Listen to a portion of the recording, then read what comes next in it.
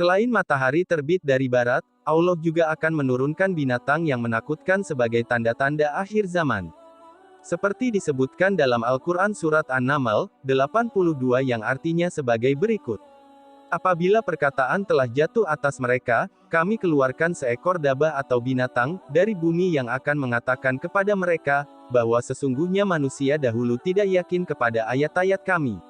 An-Naml, 82. Dan berikut adalah makhluk-makhluk yang akan muncul di akhir zaman, yaitu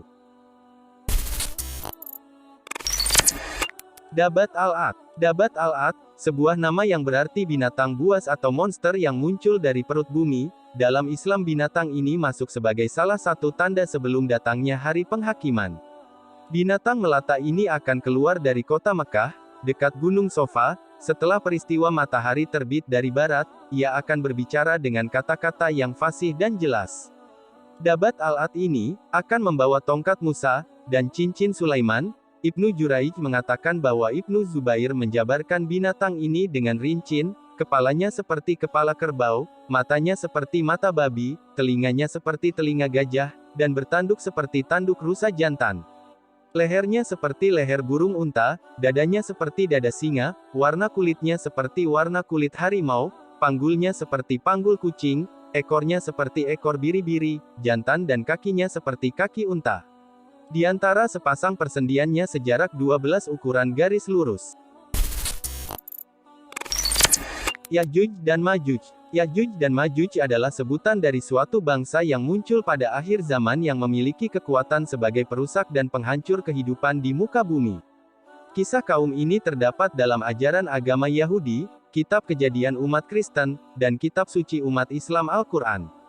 Mengenai sekelompok manusia Ya'juj dan Ma'juj, dalam tradisi religius digambarkan dalam istilah yang tidak jelas, ada yang menyebutkan sebagai bentuk manusia, berbentuk raksasa suatu bangsa atau negeri. Ya'juj dan Ma'juj juga muncul dalam banyak mitos dan cerita rakyat di banyak negara.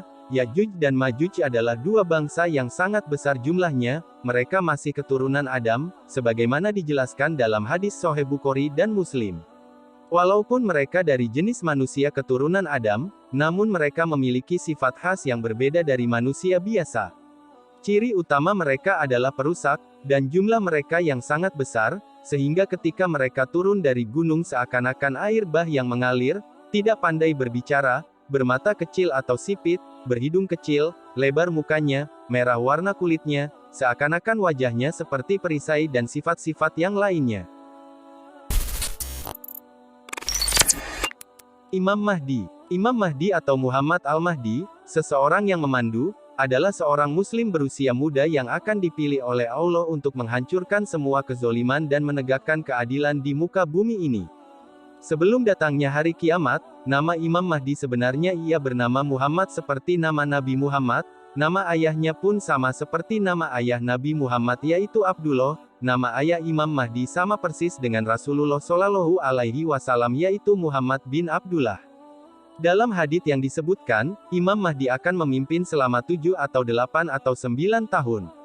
Masa kepemimpinannya Imam Mahdi akan membawa kaum muslimin untuk memerangi kezaliman hingga satu demi satu kezoliman akan tumbang, takluk di bawah kekuasaannya. Kemenangan demi kemenangan yang diraih Imam Mahdi dan pasukannya akan membuat murka raja kezoliman yaitu Dajjal, sehingga membuat Dajjal keluar dari persembunyiannya dan berusaha membunuh Imam Mahdi serta pengikutnya.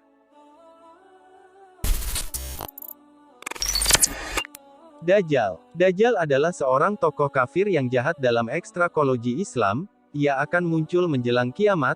Dajjal pembawa fitnah di akhir zaman, menurut Al-Hadits Nabi Muhammad Shallallahu Alaihi Wasallam bersabda.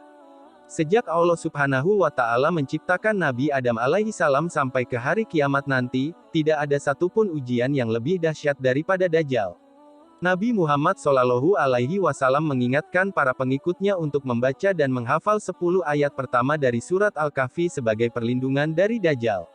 Jika bisa, kita harus berlindung di kota Madinah dan Mekah, karena Dajjal tidak akan pernah bisa masuk kota tersebut yang dijaga oleh para malaikat. Rasulullah Shallallahu Alaihi Wasallam juga mengingatkan para pengikutnya untuk berdoa, "Ya Allah, aku berlindung denganmu dari bencana Dajjal." Beliau juga menyatakan tidak ada musibah yang lebih berat daripada bencana yang ditimbulkan Dajjal sejak penciptaan Nabi Adam sampai hingga hari kebangkitan. Azazil. Azazil adalah nama asli dari iblis yang merupakan bapa dari bangsa jin.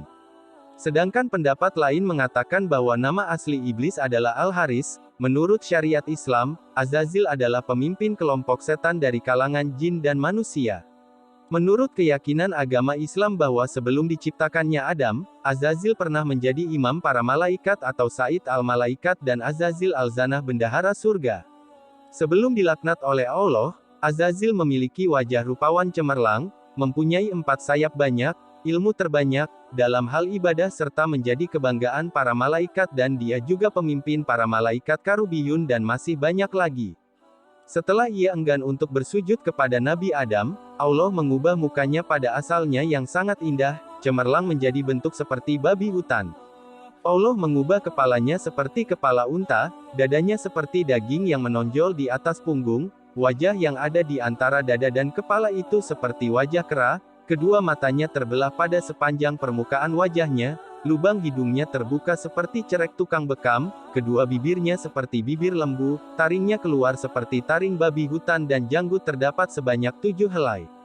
Azazil diberi umur hingga akhir kiamat dengan janji untuk menyesatkan manusia sebanyak mungkin dan menemaninya di neraka jahanam kelak. Anka. Anka adalah seekor burung besar misterius dalam mitologi Islam. Burung itu disebutkan namanya dalam buku karya Zakaria Al-Hauzini yang berjudul Makhluk-Makhluk Ajaib dan Hal-Hal Aneh yang Ada.